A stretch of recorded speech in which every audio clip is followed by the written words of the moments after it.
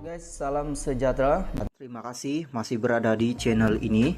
Dan bagi mereka yang belum subscribe channel ini, sila subscribe, like, komen, dan share supaya Anda tidak akan ketinggalan info-info yang saya sampaikan di channel ini. Berita hari ini saya mau kongsikan kepada Anda daripada berita harian. Saya jalan tugas secara pro bono. Pago mantan pengurusi Majelis Pemulihan Negara MPN Tan Sri Muhyiddin Yassin berkata pihaknya tidak menerima sebarang allowance dan peruntukan ketika beliau memegang jawatan berkenaan dalam kerajaan sebelum ini. Beliau berkata ketika ini dia tidak lagi memegang jawatan berkenaan dan sudah meletak jawatan itu sebelum pilihan raya umum ke-15 PRU15 atas nasihat peguamnya. Sewaktu saya memimpin MPN pun saya jalankan tugas pro bono dan tidak memberikan allowance 1 sen pun. Keduanya, MPN ini adalah badan penasihat sahaja, bukan dan tiada peruntukan. Datuk Dr. Muhammad Puad, ahli Majelis Kerja Tertinggi UMNO, ini bodoh yang cakap kita ni ada peruntukan tuh. Semaklah beberapa ratus juta yang ada, katanya. Beliau berkata demikian pada sidang media selepas merasmikan Majelis Kesyukuran Perikatan Nasional Parlimen Pago di Kompleks Sukan Pago dekat sini hari ini. Muhyiddin berkata MPN tiada peruntukan dan perakuan dikemukakan kepada kabinet untuk menyatakan apa tindakan yang perlu dilakukan oleh kerajaan. Kalau ikutkan kiraan hari itu, kita ada 95 perkara kabinet semua dah lulus dan semestinya ada implikasi keuangan itu soal kerajaan tetapi bukan peruntukan diberi kepada MPN. Kenapa bahalol sangat? Di mana bukti yang tunjuk saya dapat duit berjuta-juta? Semua pembohong, penipu. Jadi pada saya dia patut belajar. Dah beberapa kali dia buat kenyataan tidak betul. Semua tak betul pasal niat dia jahat. Saya tak dapat peruntukan 1 sen pun. Faktanya adalah MPN badan penasihat. Nak terima, tak nak, tak apa. Pandangan, katanya. Sebelum itu, Muhammad Pod meminta Muhyiddin menjelaskan mengenai butiran pembelanjaan dana MPN. Beliau mendakwa Muhyiddin menerima dan beratus juta ringgit daripada Perdana Menteri ketika itu. Halo guys, salam sejahtera. Terima kasih masih berada di channel ini. Dan bagi mereka yang belum subscribe channel ini, sila subscribe, like, komen, dan share supaya Anda tidak akan ketinggalan info-info yang saya sampaikan di channel ini. Berita hari ini saya mau kongsikan kepada Anda berita panas, berita mengejutkan hari ini daripada berita harian. Dr. Mahathir letak jawatan pengurusi pejuang.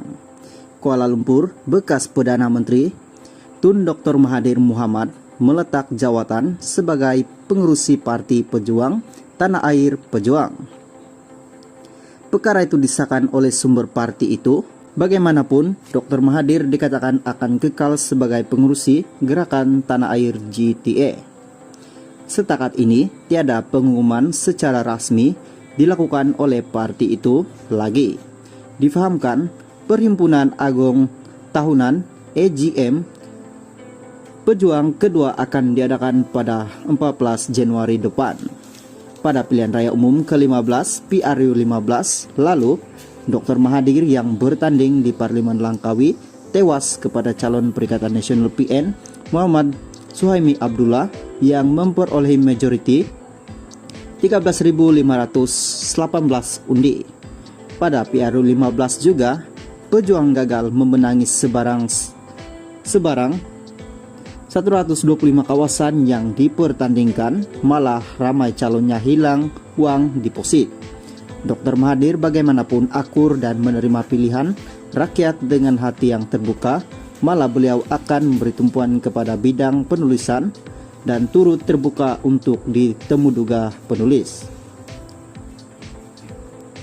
Sekian, thank you. Halo guys, salam sejahtera. Terima kasih masih berada di channel ini. Dan bagi mereka yang belum subscribe channel ini, sila Sila subscribe, like, komen, dan share supaya Anda tidak akan ketinggalan info-info yang saya sampaikan di channel ini. Berita hari ini saya mau kongsikan kepada Anda daripada Malaysia kini. Dr. M tak sertai NGO memfakat Nasional PN Anwar. Bekas Perdana Menteri Datuk Mahathir Mohamad tak menyertai mufakat Nasional MN, sebaliknya akan memberi sokongan kepada NGO itu atas kebaikan negara dan orang Melayu. Menurut Presidennya Anwar Musa, bekas ahli parlimen itu berkata demikian pada sidang media di pejabat MN di Damansara, Kuala Lumpur hari ini.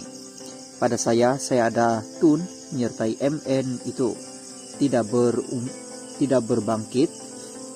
Tun adalah seorang negarawan, MN hanya sebuah persatuan yang kecil. Tun adalah bapa kepada negara kita. Walaupun apa juga berlaku, tiada siapa dapat menafikan bahwa Tun adalah negarawan ulung.